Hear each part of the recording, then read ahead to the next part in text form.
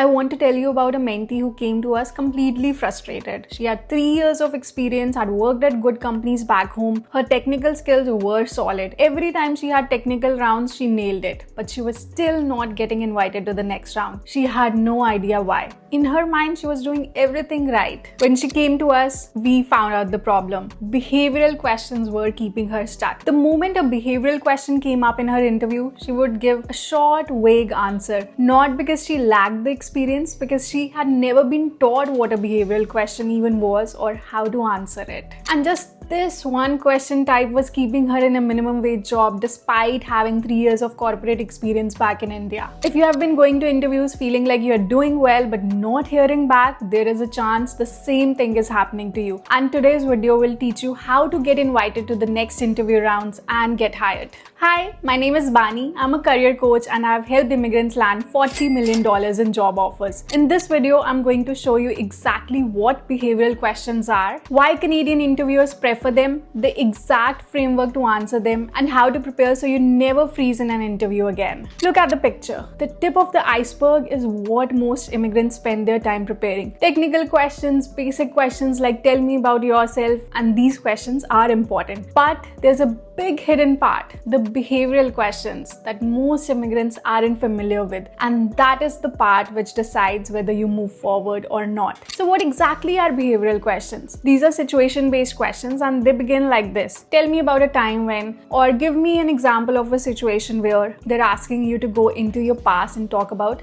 how you handled a particular situation. And most immigrants who just prepared the tip of the iceberg walk into the interview completely unprepared. The interviewer asks a behavioral question and the answer that comes out is not convincing. Not because you don't have experience, but because nobody told you how to answer it, let alone that these questions are also important. Now let's understand, so why do Canadian interviews care so much about behavioral questions? There is a principle in psychology and hiring. Past behavior is the best indicator of future behavior. When an interviewer asks you how you handled a conflict, they're not just curious about that one situation. They're trying to understand how you think under pressure, how you treat your colleagues, how you make decisions when things go wrong, what your values look like in action and not just on paper. Your technical skills tell them that you can do the job. Your behavioral answers tell them what it is like to work with you every day. And in Canada, where teamwork, communication, collaboration, and cultural fit carry enormous weight in hiring decisions, that second part often matters more than the first. This is why my mentee kept failing despite nailing the technical rounds. She was answering one part of the interview brilliantly, but was failing in the other part until we realized what was the mistake. Now you know what they are going to test. The next question is, how do you actually answer these questions in a way that makes a hiring manager remember you? There is a 3-part framework that changes everything, and it is simpler than you think. When most people get a behavioral question and try to answer it without any framework, one of the two things happen. Either they ramble, jumping between situations, losing the thread, giving the interviewer nothing, or they give an answer so short and vague, it leaves the interviewer thinking,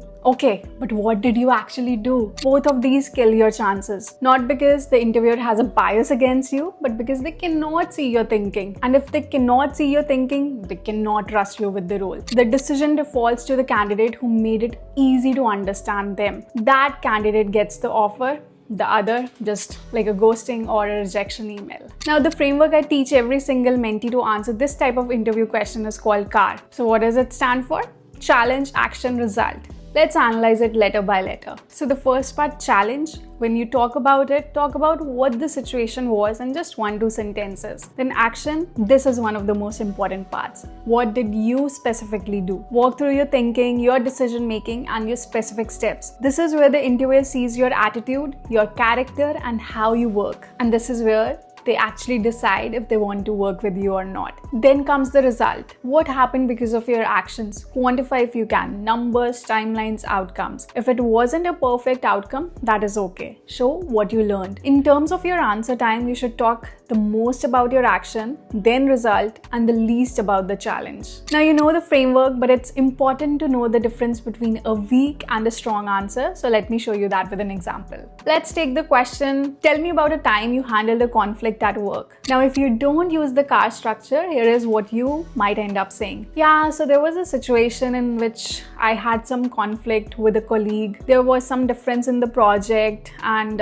we communicated well, and then it was sorted. And I always try to be professional, and I believe communication is very important. Now, what the interviewer actually thought after hearing this: vague situation, no specific action, no outcome. This was so generic, anyone could have said it. But if you use the CAR framework, look at the difference it makes. In my previous role, I was working on a product launch with a colleague from another department. 2 weeks before the deadline, we had a significant disagreement. They wanted to delay the launch to add more features, and I believed we should launch on time and iterate after. I requested a one-on-one to understand their concern. I listened fully, acknowledged that their points were valid, and then walked them through the downstream impact of a delay using a simple timeline I had prepared. I proposed a middle ground, launched the core version on time, and scheduled a phase 2 update within 30 days. They agreed, we launched on schedule, the phase 2 went out 28 days later. The launch was considered a success, and my relationship with that colleague actually became stronger because of how we handled it.